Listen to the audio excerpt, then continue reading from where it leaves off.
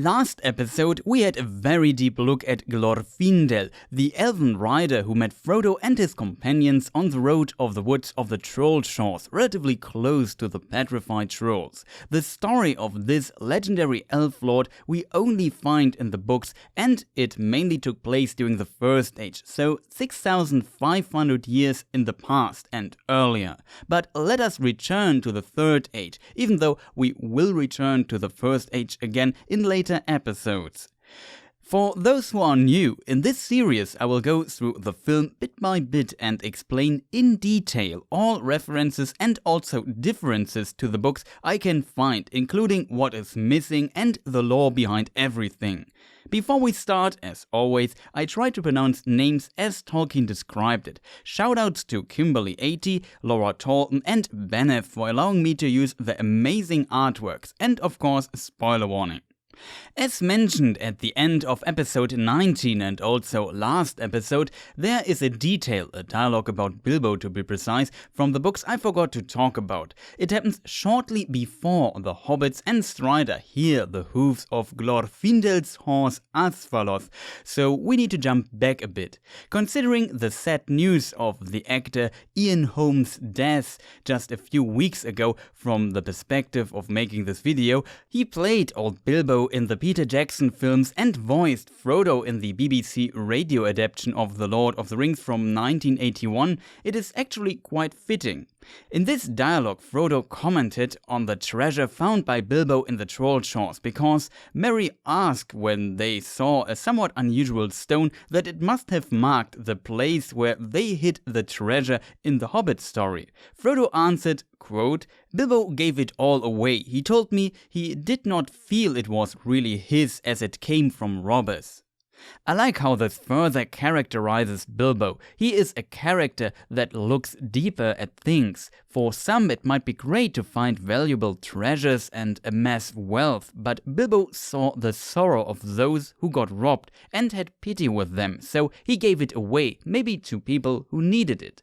I find that degree of kindness deeply inspiring, especially in this difficult year that 2020 has become. We already talked about some details of Bilbo and his character, also about how well Ian Holm portrayed him in the films. I think one of the most extraordinary scenes is the one where Bilbo could have stabbed Gollum in the Misty Mountains while wearing the One Ring. Gandalf commented, "It was pity that stayed his hand, pity and mercy, not to strike without need. And he has been well rewarded, Frodo. Be sure that he took so little hurt from the evil and escaped in the end, because he began his ownership of the ring so, with pity."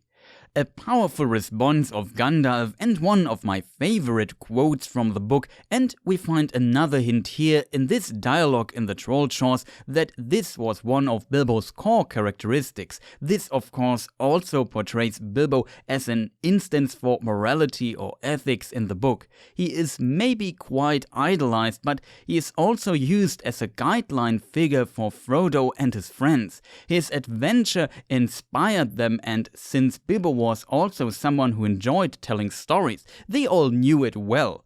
They dreamed of going on an adventure themselves, but Bilbo seemed to not only have told them about his adventure with the dwarves, but also taught them some life lessons that they can use as a guideline, and he also taught them by example. Especially for Frodo, Bilbo is a very important figure. We will find more passages or references to Bilbo like this throughout The Lord of the Rings. Let us now jump forward again to when the group meets Glorfindel. Last episode we looked at the past of this character, but not what happened after he met Frodo and the others. Let us look at the film first though. There we of course see Arwen instead of Glorfindel. Her appearance on the horse with the glowing light is very similar to the description of Glorfindel's first appearance in the book. We talked about that last episode. However, before that scene, she ambushes Aragorn while he is getting the king's foil. We see her elven blade, which has some runes on it. Together, they immediately go to Frodo, who is still lying close to the petrified trolls. As explained explained, with Frodo slowly fading into the unseen, the Wraith world, he seems to be slowly able to see the unseen too. At least this is my interpretation. The film, I think, visualizes this idea too. We see cuts between Frodo's face that is lit by a white light and Arwen dismounting from her horse and coming closer to Frodo, also talking to him, emitting the pale light. Her dress is also different in that perspective. Actually, it's even slightly different when she dismounts from the horse and when she talks to Frodo. When the film cuts back to the other hobbits and Strider, we see her normal appearance and the light is nowhere to be seen. Her clothes are also different again, so the idea that the white light only appears to Frodo is reflected by that. For Frodo, she appears as some kind of angel. I think the film also tries to reflect the following sentence from the book. His speech and clear ringing voice left no doubt in their hearts. The rider was of the elven folk. No others that dwelt in the wide world had voices so fair to hear. So it's the voice that they recognize a rider being an elf. I think that is why she speaks to Frodo in her glowing form. In addition, Merry asks who she is and Sam answers that she is an elf. This is of course needed as little explanation or hint for the viewers who don't know Tolkien's universe, but also could slightly reference that passage in the book. Arwen says that Frodo is fading, maybe implying that she can see more like Glorfindel did. Of course, the Arwen from the book and film could not have seen the two trees of Valinor and thus probably can't see the unseen. But for the film she replaced Glorfindel, and I assume they tried to still stay true to the scene in the book. The decision makes sense from a filmmaker's perspective because it would have made no sense to introduce a new character here that basically never appears again outside of the Council of Elrond. Tolkien's universe has tons of characters and introducing new characters in film takes time. In Rivendell, they would need to introduce Arwen anyway, and they could not remove her because she is needed for Aragorn's character development. We will see many more fusions of characters like this in the films. In the book, the situation is very different. Frodo's wound already closed, and it is the powerful elf lord Glorfindel who rode on his horse Asfaloth, which translates to sunlit foam. We already talked about this meeting last episode. As mentioned there, after his death and re-embodiment, he was empowered, and for the Maiar, like Gandalf, he became almost an equal. I usually describe the Maiar as angels of lower rank, which is in my opinion a fitting description, and Peter Jackson and his team portrayed Arwen very angel-like in this scene. Arwen's great-great-grandmother was also a Maya called Melian. We will talk about that in a later episode though. After inspecting Frodo's wound, Glorfindel urged to hurry. Keep in mind that he has seen the two trees of Valinor, so he can see the unseen, and he likely saw how bad Frodo's condition really was and how close he was of becoming a wraith. Making haste is also what Arwen does in the film. She puts Frodo on a horse and rides with him in a tense horse chase scene with the Nazgûl to Rivendell. Aragorn is against this decision at first and suggests that he rides to Rivendell alone and brings help with him. Arwen and Aragorn also talk Sindarin. You see that they put some effort into the Elvish dialogues here. Glorfindel and Aragorn also briefly talked in Sindarin in the book, as explained last episode. There they were, however, still relatively far away from Rivendell at that point. Glorfindel saw the necessity to put Frodo on his horse Asfaloth and commented that it can outrun the Black Rider's steeds and won't let any rider fall that he commanded his horse to bear. Frodo initially refused because he would not let his friends behind and in danger. We see how important his friends were to him, and maybe this shows a bit of Bilbo in him. But Glorfindel explained that his friends would not be in danger because the riders were only after Frodo. It is actually him and the One Ring that puts them in danger. This is of course true, and a very twisted situation if you think about it. Frodo had no answer to this and mounted Asfaloth. Bill the pony was then laden with the supplies and luggage again that the others had to carry themselves after Frodo got wounded. It was honorable of Glorfindel to give his horse to Frodo in this situation, even though you would expect it, I guess. He still was a high and noble elf lord, but he showed no sign of arrogance and helped Frodo and his hobbit friends who he did not know or have ever met before, and they were also not elves, so not even his own kin. Makes him really likable for the reader in my opinion. They moved on together. It's described that the hobbits had trouble keeping up with the elf lord's speed on foot though. It did not help that they walked all night with no pause and already journeyed for a long time, where they had to carry all the supplies from Bill the pony so Frodo could ride. At dawn they could finally pause and slept immediately. It is here, after Glorfindel wakes them, where the elf lord gives the group something to drink out of his silver-studded flask of leather.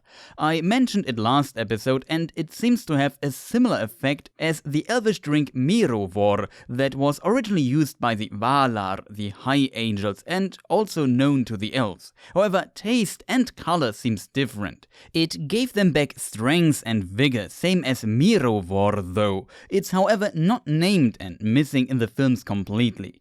They continued their way and managed to travel 20 miles until the end of day. We can read how Glorfindel and Strider talked in the Elvish tongue, and how sometimes the elf lord halted and listened for a moment while waiting for the hobbits to catch up, but no sign of the enemy. I like how Tolkien creates a lot of tension here. The journey just keeps on forever, and you know that the riders will make their move at some point. The pain, suffering and exhaustion is highlighted a lot, and you feel for the hobbits. At night the hobbits could go no further, and also Frodo's wound started to hurt again, more intense than before. They slept and continued next morning.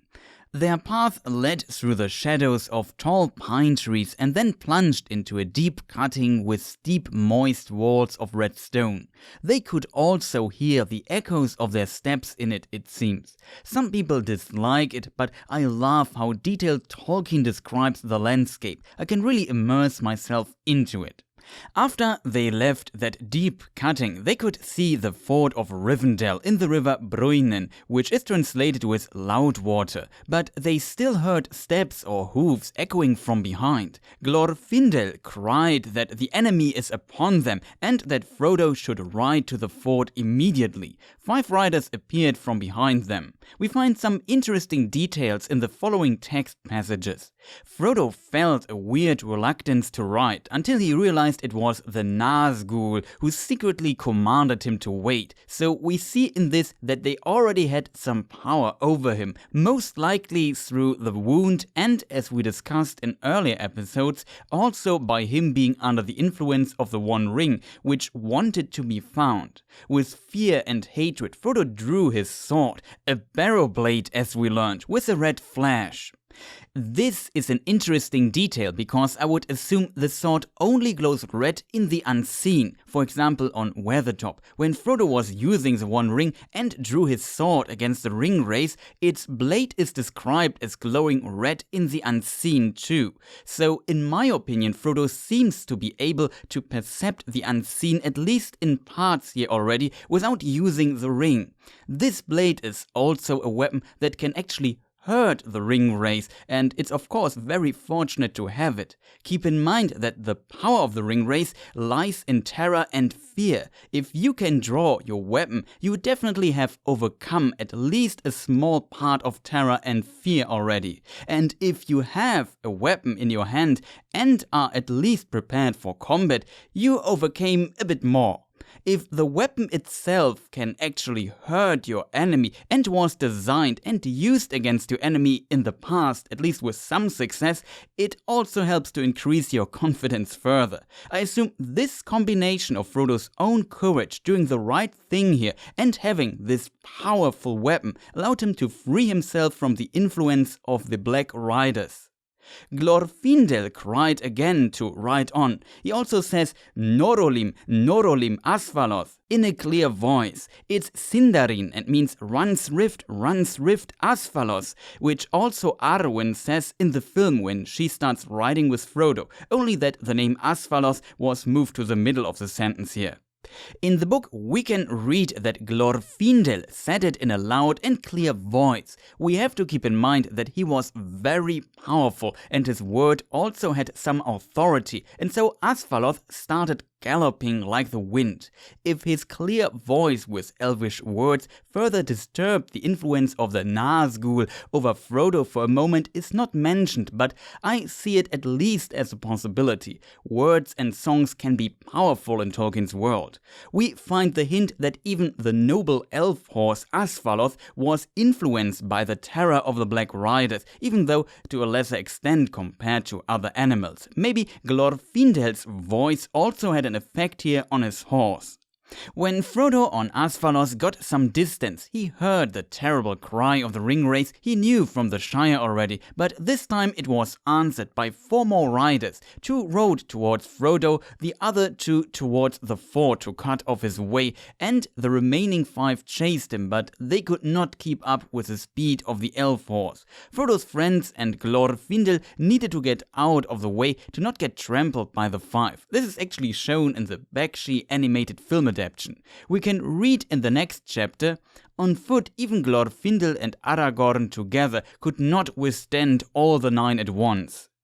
In Peter Jackson's film we now have this amazing horse chase scene, some really amazing shots, and it was all done by actual riders and some great horses. It's well filmed and I always saw it as another highlight in the film. Peter Jackson's vision was to make it like a car chase scene, just with horses, and I think he succeeded. Arwen's actress Liv Tyler had a riding double, Jane Abbott, and Tyler was actually sitting on the back of a truck and pretended to be riding when we see her in close-ups. The actress was later a bit sad that she had this amazing horse chase scene but was not actually riding herself, but of course she was also not able to do it when filming. The scene where she appeared in that pale light was actually her though. Also, Viggo Mortensen bought the horse for riding double Jane Abbott as a gift. An interesting detail in the chase sequence is that Arwen gets a little scratch by a branch that hit her cheek. I always like that detail because it gives the scene the feeling of it being at high stakes and her making some very risky maneuvers to keep the Black Riders behind her. It's fascinating how a little detail like this adds so much tension to the following scenes. It also makes her somewhat heroic because she risks her own life and safety to rescue Frodo, just like Glorfindel in the book, pushing her skills as a rider to the limit. There are some great shots and sequences in that chase. We also see the power of the Nazgûl over Frodo referenced in these scenes. At some point a rider stretches his hand out to grab Frodo, who reacts to this in his delirious state, but Arwen brings Asfaloth to move faster. Of course, in the book, Frodo is the rider and has to make it to the ford alone. At some point, the Ringwraiths cast away their black hoods. In this form, they should be invisible to the eye of most, even though the noon sun reveals them too, as we learned in an earlier episode. But as mentioned before, I interpret it that Frodo was able to see the unseen a bit at this point. We again find a description of them, quote, "They were robed in white and grey, swords were naked in their pale hands, helms were on their heads, their cold eyes glittered, and they called to him with fell voices." So Frodo in addition could hear their fell voices. He saw no hope and also felt his wound again. A breath of deadly cold pierced him like a spear, but the speed of the white horse was so great that they passed the last riders and reached the ford before them. A ford is a shallow place in a river to cross it. We can also read that the bells upon the horse's harness rang wild and shrill. Bells in the harness of a horse are not unusual. In old beliefs they were charms to protect against evil or bring good luck. But of course they also had the practical purpose of letting people know that you are riding on the street. In the case of Glorfindel, he wanted to be heard and found by Frodo and his friends and did not fear the Nazgûl, while the Black Riders wanted to surprise the group, so they did of course not have bells. I also like the aspect of them protecting against evil. Tolkien's world is a mythological one. This brings us to the scene where Asfaloth and Frodo cross the ford and stop on the other side. The Nazgûl are slowly following to the edge of the water, but it seems they are hesitant. We come to this again in a moment. Frodo did not know any reason why they would not be able to pass the water as easy as he did. But he was again under control of the Ringwraiths. He felt that escaping further made no sense, in case you wonder why he's not continuing to ride after crossing the ford, while the Black Riders struggle to cross the river. It's actually them who managed to stop Frodo there, and Frodo again knew that he was commanded, but he had not the strength to refuse anymore. In the book, the Witch King and two others entered the water. I would assume Camul, who was second in command after the Witch King of Angmar, was one of those two. But the Witch King's horse reared up, so the film portrays this potential fear of water correctly. In that moment, Frodo drew his sword again and urged them to go back to Mordor. In my opinion, it has to do with the Witch King entering the water. Again, a little disruption and maybe losing power over Frodo for a moment again. But Frodo's words had no power, he felt. The Nazgûl laughed and answered, "Come back to Mordor, we will take you." Quite interesting that they ask him to come to them and not just get there. They also cried, the ring, and now the Witch King and the two others moved slowly forward through the water, like the ring gave them power to move on again. It's also impressive how Frodo again has the strength to withstand them. Frodo does now again what he did on Weathertop shortly before he was wounded. He lifts his sword and calls for Elbereth and also Luthien. We will talk about Luthien in a later episode again. We already talked about her in episode 11. The Witch King stood up in his stirrups, raised his hand, and Frodo's sword broke and fell out of his shaking hand. Now the three Black Riders almost set foot on the shore, but then the river rose and a flood came with shapes of horses and riders in the flood and washed the three riders away. With Frodo's failing senses and slowly losing his consciousness, he saw beyond the remaining 6 Black Riders a shining figure of white light, and behind it went small shadowy forms waving flames that flared red in the grey mist that was falling over the world.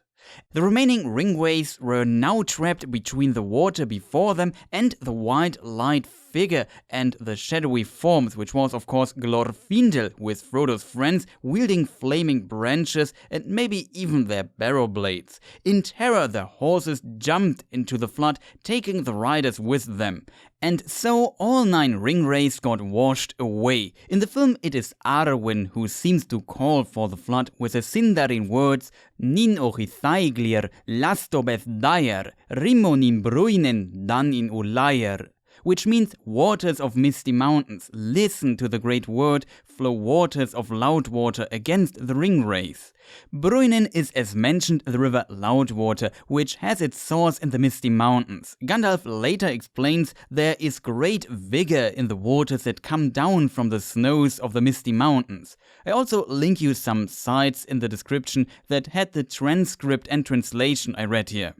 In the book, it is of course Lord Elrond who summoned the flood, and Gandalf added the horse and rider shapes to it, as he later explains. There are no particular words of Elrond mentioned, but he of course has authority and wields the most powerful of the 3 elven rings, Vilya, the Ring of Air. I like that they created this little Sindarin text for the film. But why did the Nazgûl fear water?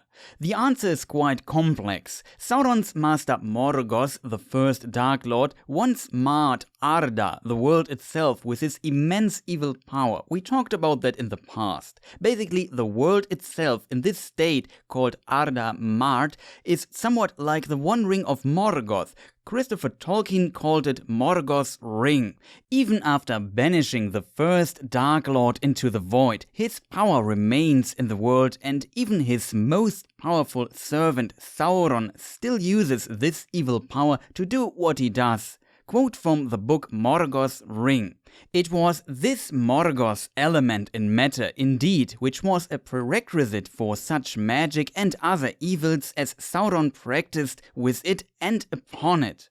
This marred state is strong in Middle-earth and part of the reason why elves must leave Middle-earth with their ships at some point to go to the west continent, which is, for example, less marred due to the presence of the Valar, the High Angels. However, Morgoth's power is not equally strong everywhere. For example, it was stronger in gold and weaker in silver. There is another part of the world where Morgoth's power did not really spread. The oceans, the water of the world. Quote, for example, all gold in Middle-earth seems to have had a special evil trend, but not silver. Water is represented as being almost entirely free of Morgoth. And that is why Sauron and his servants, even Morgoth, avoid water. In religion, mythology and so on, in our world, water is also attributed to have the ability to cleanse. For example, think about baptism, which was also done in the river Jordan, or holy water and so on.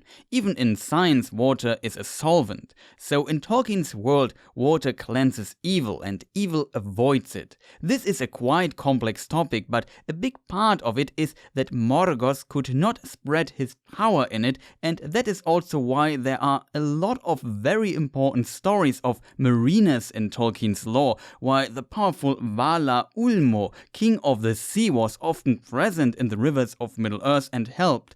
The sound of water was also the first thing elves heard when they awoke, and so on. It has a special meaning in Tolkien's world. Still, the flood did not destroy the Nazgûl, but weakened them, killed their horses, and they had to retreat. We discuss some parts of this maybe next episode.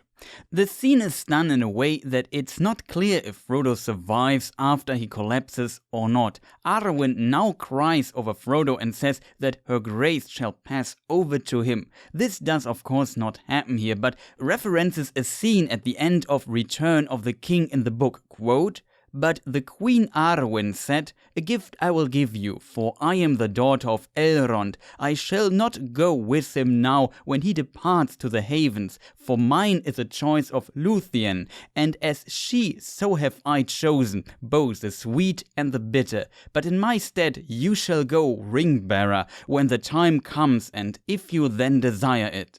So the film references that Frodo gets her place on the ship because only in the undying lands can what he endured be healed or maybe only eased. We again also see the mentioned Luthien referenced.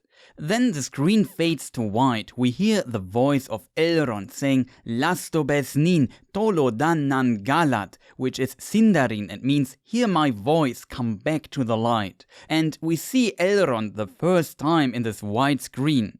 Frodo then awakes in his bed, and with this we reached book 2 of the Fellowship of the Ring and finally reached Rivendell just after 21 episodes. There's a ton of explanations and references coming in the next chapters, especially in the Council of Elrond, but these are topics for the next few episodes. Thank you for watching. I feel like I forgot something, so we maybe have to come back to a few details next episode too. This episode was quite packed and I hope you enjoyed it. If so, feel free to press the like button, leave a comment, recommend me further, and maybe check some of my other videos. Playlists are in the description. In case you want to subscribe, consider pressing the annoying bell. Not sure what the next video will be, maybe something gaming related, but don't worry, there will be more Tolkien related videos coming too. I took a bit of a vacation, which is the reason why my upload frequency is not where it was, but I want to slowly increase it again. In case you are into games, I also stream on Twitch at times. Right now we play through the first Neo. Beyond that, you can check my Discord server or follow me on Twitter if you want. Again, thank you for watching, stay safe and healthy, and goodbye.